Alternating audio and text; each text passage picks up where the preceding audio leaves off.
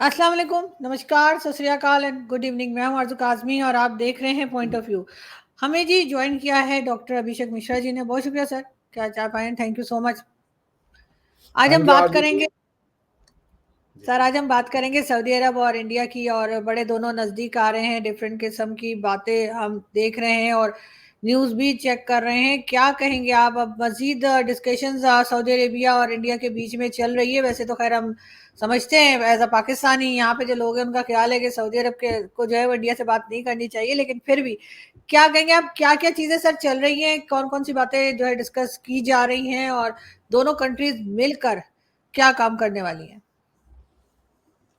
देखिए, ये Saudi Arabia और इंडिया के बीच का टॉक नहीं हो रहा है, इसको समझना पड़ेगा। हम्म। समझ रहे? सऊदी अरेबिया और इंडिया के बीच का टॉक नहीं है, ये इस्लामिक वर्ल्ड और इंडिया के बीच का टॉक है। हम्म। और इसका सऊदी अरेबिया जो है एक वो है, जिसे कह लीजिए पिवट है। सऊदी अरेबिया ने ये डिसाइड कर लिया है कि वो इस्लाम का वो फेस जो दुनिया को दिखाया गया और पिछले कुछ सालों से, वो उसको अब चेंज करेंगे। एमबीएस साहब एक बहुत विजनरी लीडर हैं, इसको कोई बायलैटरल टॉक ना समझे। ये दो सभ्यताओं के बीच का टॉक है, ये दो एंशिएंट सभ्यताओं के बीच का मिलन है, जो ये कह रही हैं कि ह्यूमैनिटी को हमें वो फॉरवर्ड ले जाना है। पाकिस्तान एक ऐसा देश है जिसका ह्यूमैनिटी से, सिविलाइजेशन से कोई नाता देता नहीं है, हिस्ट्री से कोई नाता नहीं है। अब आप ये, मैंने दो प्लेटफॉर्म पे बोला, आपका प्लेटफॉर्म बहुत बड़ा है और मैं इस प्लेटफॉर्म पे भी इस बात को रिपीट करना चाहूंगा आरजू जी, कि पाकिस्तान की कौमी लैंग्वेज आर्टिकल 251 के अंदर है उर्दू। और जब तक उर्दू की पूरे पूरे देश में व्यवस्था न कर दी जाए, तब तक इंग्लिश आपकी कौमी या ऑफिशियल जबान रहेगी। तो यानी कि आपकी कौमी जबान उर्दू है, आपका ऑफिशियल लैंग्वेज इंग्लिश है। और आर्टिकल 31 में आपके कॉन्स्टिट्यूशन में आप, पाकिस्तान ने यह प्रण लिया है कि पूरे के पूरे पाकिस्तान को अरबी सिखाएंगे ताकि वो एक अच्छे मुसलमान बन सके। तो आपकी दीनी लैंग्वेज अरबी है और आपका जो नेशनल एंथम है वो फारसी में लिखा है। आप कौन है मुझे बताइए, मैं परेशान चल रहा हूं। दीनी लैंग्वेज अरबी, सबको सीखना बेचारे पाकिस्तानियों को, वो अच्छे मुसलमान। पाकिस्तान के लोगों ने ये डिसाइड किया कि उर्दू से अच्छा मुसलमान नहीं बनता, अरबी सिखाओ। अब बेचारा पाकिस्तानी जो बेसिकली एक पंजाबी और सिंधी है या पश्तो है, वो अपनी लैंग्वेज छोड़ दे। अब वो पहले उर्दू सीखे, उर्दू के बाद वो जाकर के अरबी सीखे, उसके बाद फारसी सीखे, काहे कि नेशनल एंथम भी करना है। अब आपको फारसी नहीं आती तो आप नेशनल एंथम कैसे गाएंगे? आप समझ रही है ना? तो पाकिस्तान में जो भी लोग, वो अपनी हिस्ट्री से नफरत करते हैं। आप पाकिस्तानी होने का सबसे बड़ा मतलब है कि you should hate your history. अब दूसरी बात जान लीजिए, ये जो सऊदी अरेबिया ने इंडिया के साथ जो पिंगे बढ़ा रहे हैं, जो दोस्तियां हो रही हैं, वो इस्लाम वर्सेस हिंदू की दोस्ती नहीं है, वो humanity and modernity, progress, inclusivity, transparency और ये जिसे कह लीजिए friendly relations among among people का ये वो है, इनिशिएटिव है। कल जो स्मृति ईरानी जी की फोटो आई थी, वो देखा आपने? वो कोई छोटी चीज है? कल टेक्टोनिक शिफ्ट हो गया। कल पाकिस्तान की वजूद को सऊदी अरेबिया ने क्वेश्चन कर दिया, क्योंकि पाकिस्तान का वजूद सिर्फ और सिर्फ इस्लाम है। उन्होंने कहा जो तुम इस्लाम का चेहरा दुनिया को दिखाते हो, वो हम नहीं है, पाकिस्तानी नहीं है इस्लाम का चेहरा, अरबी है। और बड़ी अच्छी बात है कि अरबों के हाथ से पहले इस्लाम गया तो तुर्कों ने लिया, फिर तुर्कों के हाथ से इस्लाम कुछ मूर्खों ने ले लिया। तो ये जो मूर्खों का इस्लाम है ना, इसने दुनिया को बड़ा परेशान किया पिछले कुछ समय से। अब सऊदी अरेबिया ने डिसाइड किया है कि इस्लाम उनकी विरासत है, वो उसको मूर्खों के हाथ से वापस लेंगे और अपना सही पिक्चर वो दुनिया को दिखाएंगे। So kudos to his excellency Mohammed bin Salman साहब, and kudos to the visionary leadership of प्रधानमंत्री मोदी। अब वो प्रधानमंत्री नहीं है, वो मेरे ख्याल से यूनिवर्स मंत्री हो गए हैं। समझिए, वो ब्रह्मांड मंत्री हो चुके हैं, प्रधानमंत्री उनके लिए अब छोटा टाइटल है। सब उन पे भरोसा करते हैं, पुतिन से लेके मोहम्मद बिन सलमान से लेकर के मोहम्मद बिन जायद साहब। आपको एक बड़े मजेदार बात बताएं, अभी ये गुजरात समिट हुआ आरजू जी, मोहम्मद बिन जायद साहब ने पब्लिक लेक्चर दिया, वो नहीं देते हैं जनरली। मोहम्मद बिन जायद साहब कभी लेक्चर नहीं देते या पब्लिक में स्पीच नहीं देते, दिया उन्होंने। वो राजा आदमी है उनके उस अपने कल्चर के हिसाब से। तो ये ना सऊदी अरेबिया के साथ जो भारत का संबंध है, ये आने वाले 1000 साल की इसने इबारत लिख दी है। अब इसको पीछे नहीं मोड़ा जा सका, क्योंकि मैंने पहले भी कहा था, आप मेरी गर्दन काट दोगे, लेकिन उस समय की गर्दन कैसे काटोगे, उस आइडिया की गर्दन कैसे काटोगे जिसका वक्त आ चुका है, जिसका समय आ चुका है। तो समय है मानवता का, और सऊदी अरेबिया ने आलमे इस्लाम से आलमे इंसान का सफर तय करना डिसाइड कर लिया है। बाकी पाकिस्तान जाने जी। बिल्कुल ठीक है, लेकिन अगर हम इसी में शामिल कर लें या ऐड कर लें ओआईसी को, जिसका कि हम पाकिस्तान को लगता है कि हम उसके लीडर हैं ओआईसी के, इस्लामिक कंट्रीज के। आपको नहीं लगता कि ओआईसी की कंट्रीज जो हैं वो भी अब भारत से नजदीक हो रही हैं और पाकिस्तान को इतना सुना नहीं जा रहा? क्या वजह है? क्या सिर्फ एक इकोनॉमी ही एक रीजन है जिसकी वजह से पाकिस्तान को सुनना बंद कर दिया है हर कंट्री ने, चाहे वो ओआईसी की कंट्रीज ही क्यों ना हो? देखिए, ऐसा है आरजू जी, आपको समझना पड़ेगा कि मैं आपको ना एक और चीज पढ़ता हूँ, बड़े मजेदार। पढ़ना चाहिए, आदमी सीखता है बहुत कुछ। तो वो ये है कि जो फॉरेन पॉलिसी है आपके उनका क्या नाम है, यूएई का, उस फॉरेन पॉलिसी को यूएई ने कुछ यू डिफाइन किया, जो आप सुन लीजिए। ठीक है, मैं आपको पढ़ देता हूँ, बड़ी मजेदार चीज, अगर हो सके तो कुछ सीख लेंगे आपके यहाँ के लोग। The foreign policy of the United Arab Emirates shall be directed toward support for Arab and Islamic causes. Mind it, Arab and Islamic causes and interest and towards the causes and interest and towards the consolidation of the bonds of friendship and cooperation with all nations and peoples on the basis of the principles of the Charter of the United Nations. Charter of the United nation जो है वो कहता है दुनिया nation state में बढ़ चुकी है। तो साउथ यूएई ने चार्टर ऑफ यूनाइटेड नेशन को एक्सेप्ट करके और अपने कॉन्स्टिट्यूशन का पार्ट बना के ये कह दिया कि हम नेशन स्टेट को मान चुके हैं।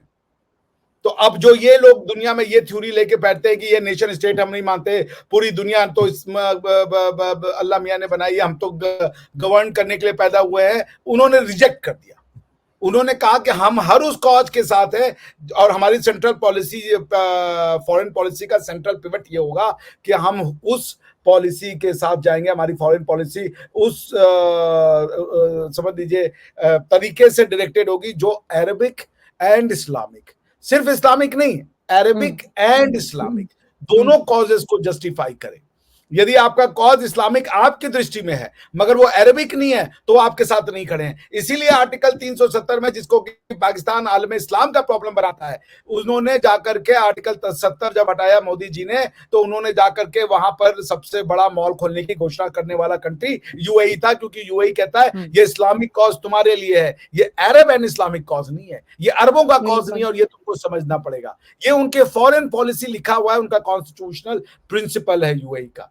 ठीक है, अब अगर आप जहां तक बात रही ओआईसी की, तो ओआईसी बिना अरेबिक स्टेट के क्या है, कुछ नहीं है, कुछ भी नहीं है ना, आप समझ रही हैं? बिल्कुल बिल्कुल, हाँ जी जी। इसलिए तो पाकिस्तान का ये कहना कि ओआईसी का क्या है, भाई ओआईसी कुछ नहीं है, सब अपनी कंट्री अपना अपना इंटरेस्ट देखते हैं और सब बहुत क्योंकि आगे। सर हम तो हर चीज में ओआईसी को आवाज लगाते हैं ना, अगर कुछ भी हो जाए तो हम कहते हैं कि जी ओआईसी कंट्रीज को बात करेंगे। इवन अगर कश्मीर इशू भी होता है तो उसमें भी पाकिस्तान की कोशिश होती है कि ओआईसी की कंट्रीज जो है वो उसके बारे में बात करें या वो पाकिस्तान का साथ दें, क्योंकि हम इस्लामिक कंट्री हैं, ये भी इस्लामिक कंट्रीज हैं। लेकिन मैंने तो यही देखा है कि इस्लामिक कंट्रीज कभी किसी की मदद नहीं किया करती, खास तौर पे ये जो ओआईसी की कंट्रीज हैं, ये आपस में लगे रहते हैं लेकिन ये किसी की सुनते नहीं है। मतलब जो बड़ी कंट्रीज हैं, जो पैसे वाली कंट्रीज हैं, आप कभी नोटिस करें वो एक साथ होंगी, और जो कम पैसे वाली कंट्रीज हैं या जिनके पास पैसा है ही नहीं, उनको उन्होंने साइडलाइन किया होता है। जबकि यूरोप में ऐसा नहीं होता। यूरोप में जो इतनी यूरोपियन कंट्रीज हैं वो ये नहीं देखते कि ये बड़ी छोटी कंट्री है कि क्या है, वो पहुंच जाते हैं मदद के लिए, ओआईसी के नहीं पहुंचते। तो ओआईसी तो पहले ही वो बोल रखा है क्या नाम है कि हम यूएन चार्टर को मानते हैं। ओआईसी यूएन चार्टर के अंडर में है भाई। ओआईसी कोई यूएन चार्टर के ऊपर नहीं है। आपने ओआईसी का चार्टर जाके पढ़ लीजिए। ठीक। तो उन्होंने वो पहले कह दिया कि हम यूनाइटेड नेशन चार्टर के अंदर में हैं और उसके अंदर में हम जो है इस्लामिक जो कंट्री का कोऑपरेशन करेंगे। मगर जब जी नहीं नहीं, जी आप कंप्लीट करें, सॉरी। नहीं नहीं, बोले बोले आपने, प्लीज प्लीज। मैं ये कह रही थी कि इस वक्त मुझे ऐसा लग रहा है कि जो इस वक्त आपकी गवर्नमेंट है, जो इंडिया की गवर्नमेंट है या भारत की गवर्नमेंट है मोदी जी की, वो इस वक्त जो मुस्लिम्स हैं, इंडियन मुस्लिम्स भी जो है, या चाहे ओआईसी की कंट्रीज हो, कोई भी गल्फ कंट्रीज हो, उनसे नजदीक हो रहे हैं। अभी हमने देखा कि वो अजमेर शरीफ के लिए चादर दी मोदी जी ने, उसका भी काफी चर्चा है कि जी वो चादर उन्होंने दी, और वो एक उर्स जो शुरू हो रहा है उसके ऊपर उस चादर को दिया गया। तो कुछ वहां पे जो मुस्लिम कम्युनिटी है उससे भी उनकी मुलाकात हुई है, उधर भी जाके मोदी जी ने बात की है। आपको लग रहा है कि कुछ नजदीक आ रहे हैं? कुछ जो एक टेंशन बनी रहती है, या हमारे यहाँ बताया जाता है कि मुस्लिम्स और बीजेपी की गवर्नमेंट में टेंशन है, उस टेंशन को कुछ आपको लग रहा है कि कुछ डिफ्यूज होगी, कुछ थोड़ी कम होगी? देखिए ऐसा है आरजू जी, ये बायलैटरल नहीं रहा मसला। अभी जो दुनिया में हो रहे हैं वो टेक्टोनिक शिफ्ट हो रहे हैं, ये स्ट्रैटेजिक शिफ्ट्स हैं। ये कोई आप जिसे कह लीजिए उस टैक्टिकल लेवल के नहीं है कि भाई यहाँ पे इंटरनेशनल रिलेशन देख लो, यहाँ अपना फायदा देख लो। ये दुनिया ने और I2U2 बना करके, उसके बाद दूसरी तरीके के ऑर्गेनाइजेशंस बना के अरेबिक वर्ल्ड ने ये बात डिक्लेयर कर दी है कि अब हम फ्यूचरिस्टिक सोसाइटी में जाएंगे, हम यूनिवर्सलिटी की बात करेंगे, हम इस्लामियात की बात नहीं करेंगे। सिर्फ इस्लाम हमारा डोमेस्टिक मैटर है, इस्लाम हमारा फॉरेन पॉलिसी का मैटर नहीं है। तो वो डोमेस्टिक इस्लाम, आपने क्या किया कि इस्लाम को अपना फॉरेन पॉलिसी का मैटर बना दिया, जो आपका डोमेस्टिक मैटर होना चाहिए था। जी आप कुछ बोलना चाह रही हैं? नहीं, मैं यही पूछ रही हूँ आपसे कि ये जिस तरीके से चला जा रहा है, और इस वक्त हम देख रहे हैं गवर्नमेंट जिस तरह से आपकी चल रही है, खैर अच्छा लगा मुझे देख के। मैं ये नहीं कहूंगी कि मुझे कोई बुरा लगा है, लेकिन ये कि अजमेर शरीफ गए जाकर जो है वो मोदी जी ने वो ये चादर पिछले दी है, 12 साल तो से देते हैं मोदी जी। अभी हमने तो अभी देखा है, तो इसलिए अगर 12 साल से आप देते वो हैं न्यूज बहुत पढ़िए, अच्छा वो करते हैं। हाईलाइट नहीं हमने अभी करते। देखा है। देखिए पॉइंट ये हुआ आरजू जी कि इन लोगों ने वो चीजें हाईलाइट करवाई जो दुनिया में रिफ्ट पैदा करे, जो हमारी वो इमेज ना पैदा करे जो हम नहीं है। जैसे भाई इंडिया में हिंदुइज्म को बर्बाद कर दिया, बदनाम कर दिया कि ये कास्ट सिस्टम है, कास्ट सिस्टम है, कास्ट सिस्टम है, छुआछूत है, ये बता दिया। हो सकता है इंडिया के किसी पार्ट में एक सोशियोलॉजिकल प्रैक्टिस ऑफ छुआछूत हो, उसको कोई मना नहीं करता, मगर वो सोशियोलॉजिकल प्रॉब्लम थी, फिलोसॉफिकल मगर प्रॉब्लम नहीं था। हमने हर सोसाइटी मगर सर, हमने एक कुछ टाइम पहले हमने ये भी सुना था कि अजमेर शरीफ का भी बायकॉट किया जा रहा था, इसलिए कि वहाँ के जो लोग हैं जो उसको सारा मैनेज करते हैं, उन्होंने कहा कि हाँ, यहाँ पे किसी भी रिलीजन के लोग आके दुआ पढ़ सकते हैं, लेकिन उनकी दुआ कबूल नहीं होगी, उनको कुछ मिलेगा नहीं। इस किस्म की बातें भी की जा रही थी, जबकि वहां पर मुस्लिम से ज्यादा नॉन मुस्लिम या कह लीजिए कि हिंदू सिख जो है वो ज्यादा विजिट करते हैं। लेकिन खैर उनकी बात मुझे गलत लगी थी, वहां के जो लोग थे अजमेर शरीफ के, उन्होंने गलत बात की थी और ऐसा नहीं होना चाहिए था। उसके ऊपर भी लोगों ने बड़ी वीडियोस बनाई थी। तो अब वो कुछ कम हुआ है, या आपको लगता है अभी भी उनकी वही सोच है? नुपुर शर्मा के विवाद में उन्होंने ये कहा था कि हिंदुओं का बाइकआउट करो, ठीक है ना। क्योंकि उस समय काशी विश्वनाथ टेम्पल, जो काशी मथुरा वाला मुद्दा है, वो अपने हाइट्स पर था, टीवी डिबेट्स बहुत होते थे। तो उसके लिए इन्होंने ये कहा था कि भाई हम जो है मुसलमानों से कह रहे हैं कि हिंदुओं को बाइकआउट करो। देखिए मैं कह रहा हूं कि मुसलमान जो हिंदुस्तान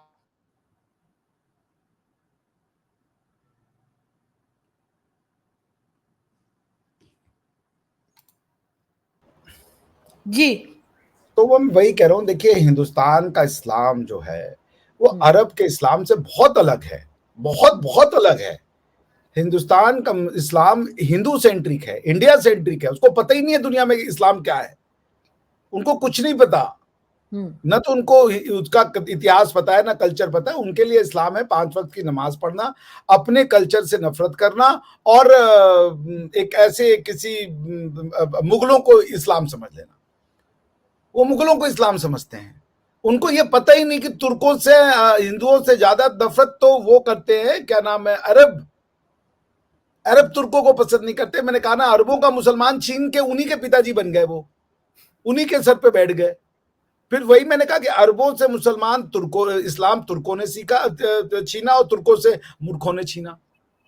यहाँ पे एक अलग इस्लाम प्रैक्टिस हो रहा है, वो पाकिस्तान के फॉर्म में आप देख ले। पाकिस्तान कह रहा है हमारी दीनी भाषा अरबी है, इसलिए पाकिस्तान के लोग अरबी सीखें। हमारी कौमी जबान पंजाबी है, इसलिए पंजाब के लोग पंजाबी सीखें। हमारा जो कौमी तराना है वो फारसी में होगा, इसलिए लोग फारसी भी सीख लें। बिल्कुल। और हमारा जो काम काज का लैंग्वेज होगा वो इंग्लिश में होगा, तो इंग्लिश भी चलेगा। मतलब पंजाबी, सिंधी और पश्तो को छोड़ के सब सीख लो। और यदि कोई पंजाबी में बोल दे, बात करे, पश्तो में बोले और बात करे, सिंधी में बोले और बात करे, लोग आर्टिकल लिखते, ये एंटी नेशनल है। अपनी मातृ जबान में बात करना, अपनी मातृभाषा में बात करना, ये पाकिस्तान में एंटी नेशनल है। ये अपनी तरीके का अजीब ही मुल्क है। और ये सब क्यों होता है? इस्लाम के नाम पे। ये सब इस्लाम के नाम पे होता है। पंजाबी मत बोलो क्योंकि मुसलमान हो, पश्तो मत बोलो क्योंकि मुसलमान हो, सिंधी मत बोलो क्योंकि मुसलमान हो। ये अरबी तो नहीं बोल रहा है कि तुम पश्तो मत बोलो, सिंधी मत बोलो, तमिल मत बोलो, तेलुगु मत बोलो। सर इन लोगों की तो सर मंतक ही अलग होती है ना, यहाँ पे तो कोई लॉजिक वाली बात होती ही नहीं है ना, जिसको हम कह सकेंगे कोई इन्होंने कोई दिमाग लगाया है या कोई बात की है, तो मतलब कुछ भी बोलते हैं। लेकिन नहीं, जो नहीं, यहाँ नहीं, पे एक प्रोपेगेंडा होता था, जो बार बार दिमाग कहा था, लगाया है।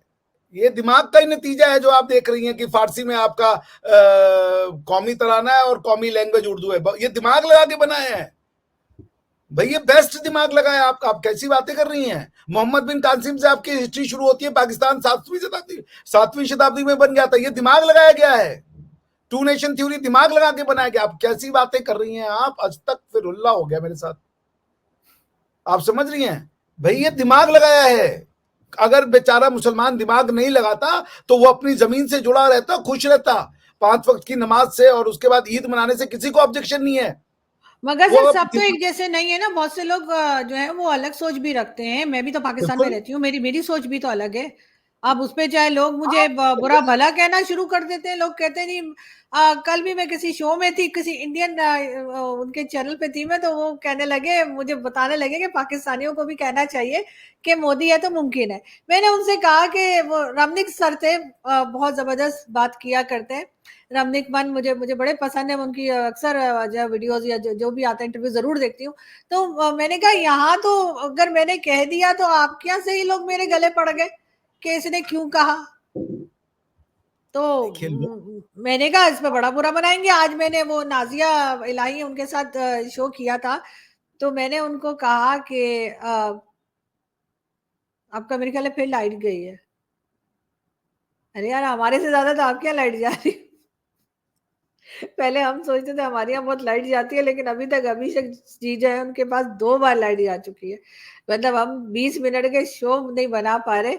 और मेरा ख्याल है इतना, मतलब मोदी जी ने इतना काम किया है, इतनी इकोनॉमी वगैरह अपनी बढ़ा दी है, इतनी ज्यादा हो गई इकोनॉमी और सब कुछ सही चल रहा है। तो मेरे ख्याल है कि लाइट नहीं जानी चाहिए। मैं इतनी देर बोलती रही हूँ जवाब क्या आपका मैंने कहा वो बार बार लड़ी आ रही है, मोदी जी को उस पर काम करना चाहिए क्योंकि इकोनॉमी तो बहुत अच्छी होगी, लेकिन 20 मिनट के शो में 2 बार लड़ी आ चुकी है और हमारे यहाँ नहीं गई है। हम बड़े इसमें मतलब सही है कि मेरे घर नहीं गई है, वरना तो हमें वो अर्नब गोस्वामी जी जो है वो कहते थे कि पाकिस्तानियों को जब बुलाओ शो में उनकी लाइट चली जाती है। तो मैंने कहा मुझे लग रहा है कि पाकिस्तानियों ने प्रूव कर लिया है। हाँ, आप भी आनंद ले सकती है ये कह के। यही वही ना, हमारे आपके यहाँ भी लाइट जाती है, बिल्कुल ऐसा ही है। तो जी, मैं जी। यही कह रही थी कि वो यही बात कर रहे थे कि जी आप लोग पाकिस्तानी भी ये कहना शुरू कर दें कि जी मोदी हैं तो मुमकिन है, मोदी जी की बात वो कर रहे थे। तो मैंने कहा हम तो एक दो बार मैंने तो बोल दिया या थंबनेल में लगा दिया, तो मैंने कहा मेरे भी तो सारी दुनिया जूते चप्पल लेके इंडिया से पड़ गई कि तुमने क्यों बोला। मैंने कहा अब आप कह रहे बोलो और वो लोग कह रहे मत बोलो। आज मैं वही बताई थी, नाजिया के साथ मैं शो कर रही थी और हम लोग बात कर रहे थे राम मंदिर पे। तो नाजिया ने कहा जय श्री राम, तो मैंने भी जय श्री राम बोल दिया ऐसे करके, क्योंकि मुझे लगा कि राम मंदिर की बात नहीं। मैंने कहा अभी सब आ जाएंगे, क्यों बोला इसने, किस लिए बोला इसने। तो मैंने कहा ये नेगेटिव लोग तो सर हर तरफ होते हैं, जरूरी तो नहीं कि सिर्फ पाकिस्तान में ही हो। क्या कहेंगे आप? बिल्कुल, मैं वही आपसे कहूंगा। आपकी सफाई आपके दिल में है, हम्म। आपका फीलिंग आपके दिल में है। अगर आपको ये कॉज को अच्छा समझती है, आप और हम वही काम करेंगे, तो इसमें लोग हमें कभी गालियां देंगे, कभी अप्रिशिएशन देंगे। हम पब्लिक लाइफ में हैं, तो हम दोनों के लिए तैयार हैं, ठीक है ना। हमें इतना है कि मुझे अप्रूवल की आवश्यकता नहीं। लोग गालियां देंगे, सहर्ष स्वीकार। कुछ कहेंगे ये मिश्रा जो है, इस मूर्ख के बच्चे को कुछ नहीं आता, खून पीता है, स्वागत है। कुछ कहेंगे बड़ा ज्ञानी और विद्वान आदमी है, स्वागत है। कुछ कहेंगे ये महानाटक बयाज करता है, इसके सर पे बाल नहीं है, बाल इधर उधर से लेके आए, वो भी स्वागत है आपका, सब कहिए। बट मेरी अपनी फीलिंग है, जो मैं समझता हूँ वो मैं कहता हूँ, और वो मेरी समझ से लोगों को मेरा ये है, मैं भारत की बात कहता हूँ ताल ठोक के।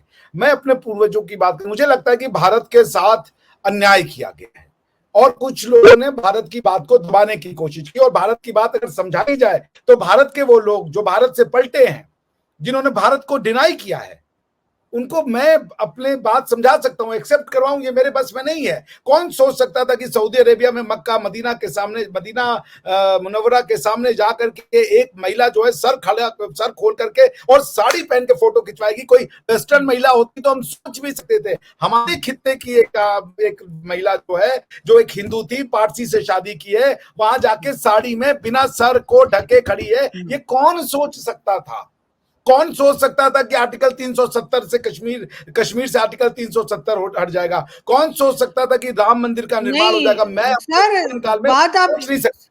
सर बात आपकी ठीक है, लेकिन मैं बिल्कुल एग्री करती हूँ आपकी हर बात से। लेकिन अगर किसी भी जगह की कोई, किसी भी रिलीजन की कोई जगह हो जहाँ पे इबादत की जाती है, अगर मैं मंदिर में जाती हूँ, जो कि मैं जाती हूँ, अगर मैं कराची या कहीं जाऊँ, तो मैं सर ढाक लेती हूँ। मुझे नहीं लगता कि ऐसा करने से कोई कोई बुरी बात है।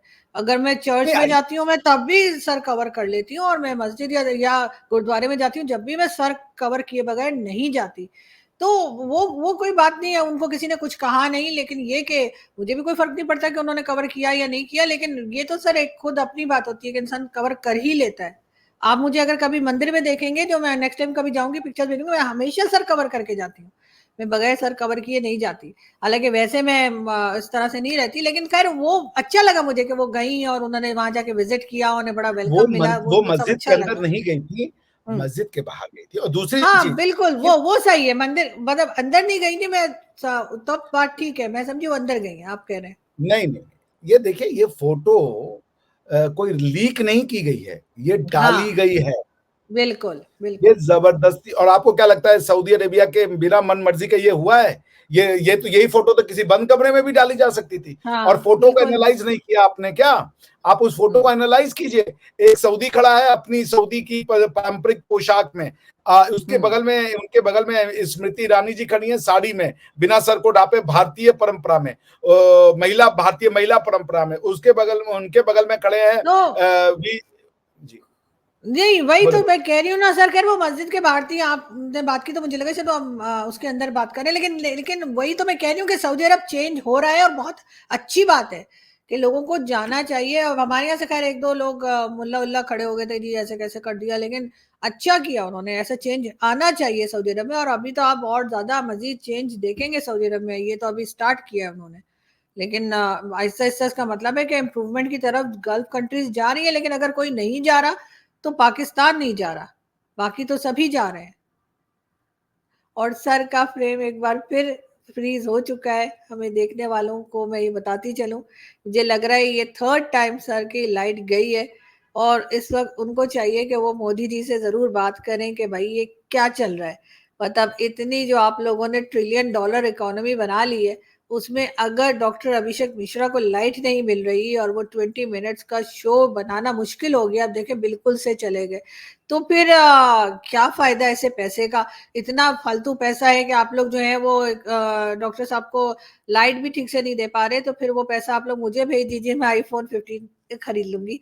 हाँ क्या है वो आईफोन, हाँ 15 Pro Max वो ले लूंगी। तो मैं ये कह रही थी कि डॉक्टर अभिषेक बिल्कुल ही आउट हो गए। मेरा ख्याल है कि या तो उन्होंने साथ वालों के, पाकिस्तान में होते हैं ना कुंडा डाल के लाइट ली होती है हमने, या तो उन्होंने वो कुंडा डाल के लाइट ली है और बिल साथ वालों को आ रहा है और बिजली इस्तेमाल कर रहे थे। और अभी उन लोगों को पता लग गया पड़ोसियों को कि हमारी इलेक्ट्रिसिटी जो है वो डॉक्टर अभिषेक मिश्रा यूज कर रहे हैं। तो मुझे लगता है उन्होंने उनका वो जो कुंडा सिस्टम हमारे यहाँ कहलाता है कि हम किसी दूसरे की वायर में अपनी वायर जोड़कर और अपने घर की लाइट ऑन कर लेते हैं। मैं ये भी बता दूं कि कई लोग कहेंगे कि कुंडा सिस्टम क्या होता है। ये पाकिस्तान में बहुत चलता है, कराची में खासतौर पर बहुत चलता है, इस्लामाबाद में तो इतना नहीं। इस्लामाबाद में लोग पकड़े जाते हैं, लेकिन कराची में पकड़ना थोड़ा मुश्किल होता है क्योंकि बहुत ज्यादा क्राउडेड सिटी है। तो मुझे लग रहा है कि डॉक्टर अभिषेक मिश्रा ने जो है वो कहीं ना कहीं कुंडा डाल के लाइट ली हुई है और उन लोगों को पता लग गया है कि जी इतना लंबा बिल क्यों आ रहा है, क्योंकि डॉक्टर साहब उनकी लाइट इस्तेमाल कर रहे हैं। तो मुझे लगता है कि वो कुंडा सिस्टम डॉक्टर साहब का उन्होंने निकाल दिया, तो डॉक्टर साहब की 3rd टाइम लाइट चली गई। सॉरी, मैं बोलती रही हूँ सर। ये डॉक्टर साहब की लाइट नहीं गई है यार, आरजू जी आप क्या कर रही है? मेरे रूम की लाइट गई है यार, आपने मेरी लाइट बत्ती गुल कर दी है। ऐसा ना करें भैया। अभी तो लाइट कुछ कुछ टिमटिमाना शुरू हुई है लाइव की, और आप उसको बुझाने पे लगी हुई हैं। नहीं डॉक्टर नहीं, साहब की बत्ती गुल। मैं घर की रूम की कह रही थी। मैंने कहा हमने कुंडा आपने घर की सिस्टम नहीं कहा, बार-बार डॉक्टर साहब की बत्ती गुल हो गई, डॉक्टर साहब की बत्ती गुल हो गई। बताइए यार, हम तो इंटरव्यू देना आप लोगों ने महंगा कर दिया, हमारी बत्ती गुल कर रही हैं आप। तो ना अभी तो करें आपको भाई। पता लगेगा, अभी तो आपको पता लगेगा जब मैं अपलोड करूंगी तो आपको मालूम होगा कि मैंने क्या कुछ बोला है। फिर आप पूछूंगी मैं कि आपको क्या लगा। क्या यहाँ से हम चलते हैं इससे पहले कि आपकी फिर लाइट चली जाए, आपकी सॉरी आपके रूम की फिर लाइट चली जाए। थैंक यू सो मच कि आपने ज्वाइन किया। आपकी लाइट हमेशा रहे और ऐसे ही मैं हंसते एक चीज बोलते बोलना रहिए। चाहूंगा, बस एक चीज जो मैं जी पूरी जी। करना चाहता हूँ, ये बहुत जरूरी है। हम्म देखिए, मैं अपनी बात कर सकता हूँ, और मैं यहाँ पे ये बात करना, मेरा ये मानना है ना कि लोगों को नहीं बदला जा सकता। ठीक है, लोग जो है वो वही रहेंगे। लोग खुद को बदलते हैं। मैं ये सोच लूं कि मेरे अंदर इतना दम है कि मैं ला करके आरजू जी को बदल दूं, मैं जा करके हाफिज सईद को बदल दूं, मैं पाकिस्तान में आसिम मुनीर को बदल दूं, मैं हिंदुस्तान के लोगों को बदल दूं, तो मैं उतना सक्षम नहीं हूं। मैं अपने आप को बदल नहीं पा रहा हूं, दुनिया को क्या बदलूंगा? मैं किसी को बदल नहीं सकता। लेकिन मुझे एक चीज और पता है, शिक्षक जो है ना, आरी वाली लाइट आ रही है, मैं आ रहा हूं भी। अभी तक आप मुझे देख पा रही हैं क्या? ये मेरे नेट पे, कैन यू सी मी आरजू जी? नहीं, मुझे आपकी आपको सुन पा रही हूँ, मैं देख नहीं पा रही हूँ। चलिए, आप मुझे अब देख पाएंगी, ठीक है ना? देखिए ये ये मेरे 4थी बार लाइट गई है। ये बहुत ही कोई परेशानी की बात है और मेरा ख्याल है इसके ऊपर यकीनन काम होना चाहिए। तो नहीं, इससे पहले लाइट फिर चली जाए। बात आप कंप्लीट कर दूं। कंप्लीट कर लीजिए। जी जी जी। मैं बस कंप्लीट कर दूं कि मैं किसी को बदल नहीं सकता ना। मेरी वो क्षमता नहीं है ना, मेरे अंदर वो पावर है। मैं कोई भगवान नहीं हूं कि ये बदल जाऊं ना। मैं एक बात जानता हूं, मैं सामने चीजें बता रहा हूं, और मुझे ये पता है कि चीजों को जिस तरीके से मैं बता सकता हूं, मैं दुनिया घूम के आया हूं, बहुत कम लोगों के पास वो क्षमता है, बहुत कम लोगों के पास। मैं फालतू की बातें नहीं करता कि, और सब अपनी अपनी बातें करते हैं। ऐसा नहीं कि मेरी क्षमता अगर अलग है तो नीचे, नहीं नहीं नहीं, सबकी अलग अलग क्षमता है और सब उस विद्या में पारंगत है अपने अपने तरीके से। मगर जिस तरीके की क्षमता मेरे पास है, ये मैं निश्चित रूप से कह सकता हूँ दुनिया में मुश्किल से 5-10 लोगों के पास होगी, ये मैं आपको ताल ठोक के बोल रहा हूँ। तो मेरा वही निवेदन है कि मैं लोगों को बस बातें बताने आया हूं। उसको स्वीकार करना, उसको अस्वीकार करना, उसको समझना नहीं समझना, ये उनके हाथ में है। लेकिन मुझे ये लगता है कि यदि बातें बताई जाए तो लोग समझते हैं, लोग उन पे काम करते हैं। और ये बात मैं इसलिए बता रहा हूं क्योंकि इस बात का जो मैं कर रहा हूं उसका समय आ चुका है। इसीलिए कहा जाता है कि ये सदी भारत की सदी होगी, और जो मैं बात कर रहा हूं वो भारत की बात कर रहा हूं। और भारत की सदी को होने के लिए इस बात का होना बहुत जरूरी है, यानी भारत की बात का होना बहुत जरूरी है। तो बाकी ये भारत की सदी बनाने में हम सब अपना, हम तो छोटी छोटी गैलरियां हैं। जब भगवान राम पुल बना रहे थे रामेश्वरम से श्रीलंका जाने का, तो उसमें कई लोग अपना अपना योगदान देते थे। तो उसमें गैलरी थी, वो गिलहरी क्या करती थी कि वो जा करके बालू में ले और उसके बाद समुद्र में नहा के चली आती थी। तो उस तरीके से वो अपना भी योगदान जो भी उसके पास सक्षम था, संभव था, कर रहा था।